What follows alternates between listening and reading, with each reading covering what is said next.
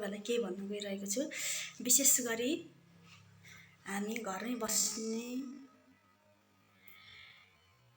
अरे कहना क्या चाहते के छ भन्दाखेरि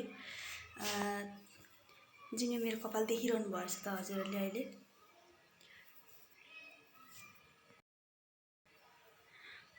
हजुरहरूलाई नि कति चाहिँ नि कपालहरू बिग्रने होइन, धेरैचोटि स्टेट गर्दाखेरि कपालहरू बिग्रेको, अनि अब फेरि गर्ने कोसिसमा हुन्छ भने फेरि गर्छु भन्ने लाग्छ भने तपाईँहरूलाई कृपया म चाहिँ नगर्नु भन्छु। किन भन्दाखेरि कपाल अब एकचोटि के भन्छ स्टेट गर अनि त्यस पछाडि फेरि 1-2 महिना 2-3 महिना राम्रो हुन्छ होइन, त्यस पछाडि फेरि कपाल बिग्रिन थाल्छ अनि स्याहार पुग्दैन होइन। सो त्यो भएको कारणले गर्दाखेरि चाहिँ मैले विगत 2 वर्षदेखि चाहिँ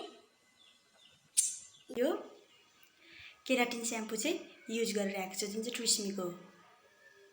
हजुरहरूले पनि यो स्याम्पू युज गर्न सक्नुहुन्छ होइन।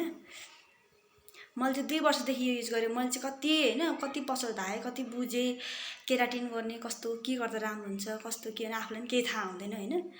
अनि सो त्यही भएर चाहिँ मैले अन्तिममा के निर्णय लिएँ भने जति बनाए पनि जति गरे पनि केही हुनेवाला छैन होइन।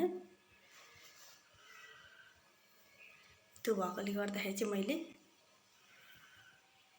केराटिन स्याम्पू नै युज गरेँ ट्रेस्मी। वेरी गुड बेटा, तब तो तुम सेफ हो। शाबाश शाबाश। हजुरहरूलाई पनि राम्रो लाग्यो भने युज गर्न सक्नुहुन्छ है त गाइज। Thank you so.